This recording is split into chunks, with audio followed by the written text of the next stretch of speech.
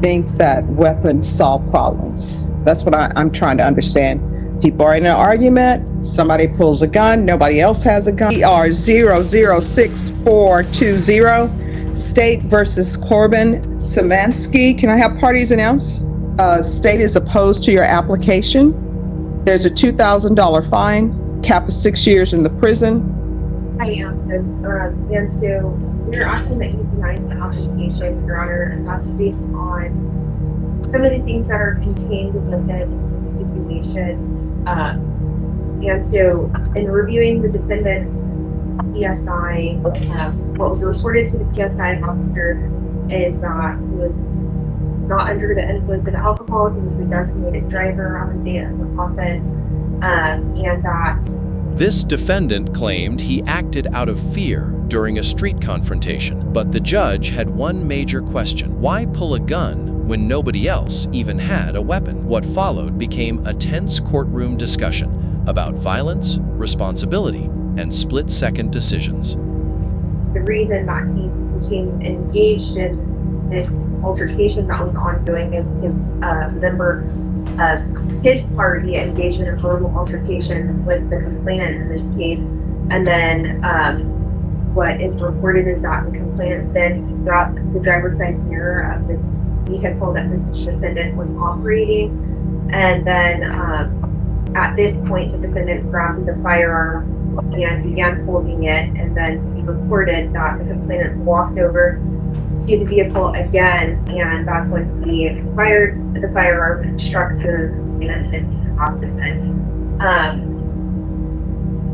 And if we look at the evidence that was stipulated to, that rendition is in stark contrast to what was reported by witnesses that were present that stated that they were crossing the street when the defendant began calling out to them, making offensive statements to them, and then followed them in his motor vehicle. And then at that time, that is when the person, or the passenger in the defendant's vehicle, got out of the vehicle and engaged in the verbal dispute with the complainant. And it's stipulated to evidence that the complainant attempted to cross the street when the defendant cut them off in the truck and brandished his firearm. And then there is this regarding the truck that the complainant did strike the truck, and then that is when the defendant shot at the complainant. And so the state's position is that no deadly force was exhibited against the defendant, and that he was not justified in using force. The case centered around a shooting that happened after a heated argument downtown. According to prosecutors, witnesses claimed the defendant and his group started the confrontation before the defendant allegedly pulled out a firearm and shot the complainant during the dispute. The accused was unreasonable and exceeded the scope needed if he's stating that he was in fear, like what he stated to the case officer. I don't know why people think that weapons solve problems. That's what I'm trying to understand. People are in an argument, somebody pulls a gun, nobody else has a gun. What's the point? You created the problem. You want to raise your right hand? Do you solemnly swear and affirm the testimony you give will be the truth and nothing but the truth, so help you God? Yes, ma'am. All right, you can lower your hand, state your name for the record. Courtroom Szymanski. I was being followed for 2 blocks downtown where that red statue is. You have to take a UE to get out there. So let me ask you this question. If somebody's following you, they don't have a gun, and you have a gun, do you think it's okay to fire at them? That's the question. Again, I don't understand why everybody wants to have a gun. Nobody takes classes on guns. People just pull them randomly.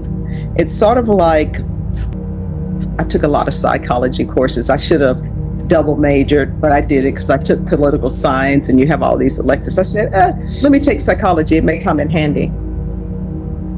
And what I've discovered in my time and everything that I've viewed in this life that I have. One, when people are with groups of people and somebody does something stupid, then everybody jumps in because it's a group of people. And sometimes when you're by yourself, you would not have made the choices you made. The other thing that I've discovered is when somebody has a weapon, they always want to pull it. So I'm just trying to get into your psyche to understand what you think of this whole incident. Very scarred from it. I actually still have nightmares from it. When questioned in court, the defendant insisted he never intended for things to escalate that far. He told the judge he felt threatened, claimed the other group followed him through downtown, and admitted the entire incident still gives him nightmares. I don't ever want to touch a weapon. Nightmares about what? That night, and the fact that I hurt somebody and that I hurt somebody very badly. Do you have weapons at your home? No, ma'am. Not. I have pocket knives for work. And where do you work and what do you do? Native American contracting, doing ironwork. And how long have you been working there? Since January. I was working at GSI, but it's a mountain stabilization company. All right, anything from the state? Okay, Mr. Szymanski, so you stated that you all were on Market Street by that red statue with the roundabout, is that correct? Passing the red statue, we were at the first light, I believe. It was a long time ago. We were at the first light, and then an old friend that I don't even associate with anymore was saying something to him on the sidewalk. And then he comes to the truck, was beating on the truck, and then gets into an altercation with my friend, and then comes over to my side of the truck because I was telling him to leave us alone, and kept. All right, and I'm so sorry, just for my clarification, when you say altercation, what do you mean by altercation? Verbal, physical? Verbal at the moment until he came. Because I was telling him to leave us alone, he told me to shut up and came over and punched me, and then he was talking, running his mouth outside of the truck, like just provoking. I'm sorry, did you say he punched me? Yes, ma'am. Okay. And I'm sorry for interrupting I'm just trying to understand what he's saying. So I kind of want to back up a little bit because you stated that the complainants were following you. Is that what you said? Yes, ma'am. Okay.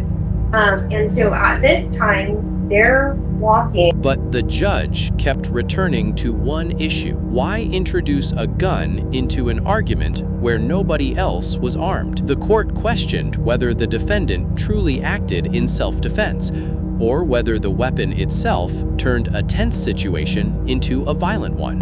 Correct? Yes, ma'am. They don't have any deadly weapons, do they? Okay. And you're in a motor vehicle, correct? Yes, ma'am. Okay. And the motor vehicle that you're in is pretty big motor vehicle, right? It's a big truck, right? Yes. Okay. And so what some witnesses say is that they were attempting to cross the street and you became angry and that you're the one that started calling them names. So you're saying that's not true? I put this on my life. I'm not the one that provoked the situation to begin with at all. Okay. So your testimony is that that was your friend that was engaging in a verbal altercation with the complainants and calling them names? Yes, and he actually ran from the scene then. And I'm not disputing, you did say you were cooperative with the police officers. I'm not disputing that. I'm just trying to clarify what occurred that night, okay? Yes, ma'am. And so then when the complainant approaches the truck that you're driving, at that point, did you become angry and that's why you produced your weapon? Or what? I was frustrated because the girlfriend was standing in front of the truck. He was standing on the side. We did drive up probably 20 feet. We were in the turn lane and they were following us, screaming at us. The only reason I didn't drive off from the scene is because my friend was out of the truck and I didn't want to leave my friend downtown. All right, and I'm sorry, is there something going on outside? No. All right, thank you. And I'm sorry, the friend that you're saying you didn't want to leave, is that the friend who ended up leaving? He ended up leaving him, yes. Okay. All right, is there anything else? Nothing further, Judge. Let me just tell you, I can understand how sometimes things get out of control and some things people could not foresee.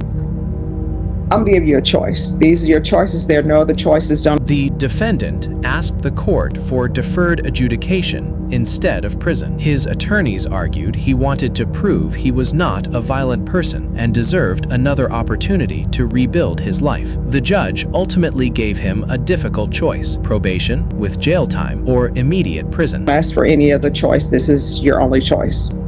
One, I can grant your application for deferred adjudication, but you are going to do jail time as a condition. Or two, I will not grant your application and I'll sentence you to 2 years in the prison. Do you need to speak to your attorneys? I want the deferred adjudication. You all want to? No, Judge, we addressed the possibility of this situation and we discussed all the pros and cons, and he absolutely, as I stated earlier, wants to prove to the court, to the complainant, to his parents, that he's not that person and he's worthy of this opportunity. All right. Can I say one more thing? Sure. I did find out last night that He may have a child on the way. That's Okay. All right. Here's the thing about children on the way. I always tell people, if you have situations that are going on in your life where you have no control over the outcome, in the sense that you're before the judge, I don't know why people go forth and like, I'm going to have a child. It's like, you could be going to prison. All right. So first off, Norma, I need a reset date for restitution hearing. This is what the court is going to do in this case. The court is going to sentence you to 8 years deferred adjudication. There's an affirmative finding of a deadly weapon, $2,000 fine. That will be probated. 200 hours of community service restitution. I'm going to order anger management. Once anger management is completed, 100 hours of the community service restitution will be deemed satisfied. Or with minors. Oh, but Sean, he's going to need parenting classes since he has a baby on the way. All right, and there's to be 60 days in the Bexar County Jail as a condition of probation. Is there anything else you need from the court? All right. Did you review the document entitled Trial Court Certification of Defendant's Rights to Appeal with your attorney? Did you understand it and sign it? say yes. Yes, ma'am. All right. Because it's a plea bargain agreement, because I followed your plea bargain agreement, and because you waive your right to appeal, you do not have the court's permission to appeal. All right, we can go off the record. Here's the thing. You need to make sure that you complete everything and you do everything appropriately. You understand? Yes, ma'am. All right, good luck to you. Thank you. Thank you. You're welcome. They would be excused. Yes. Thank you.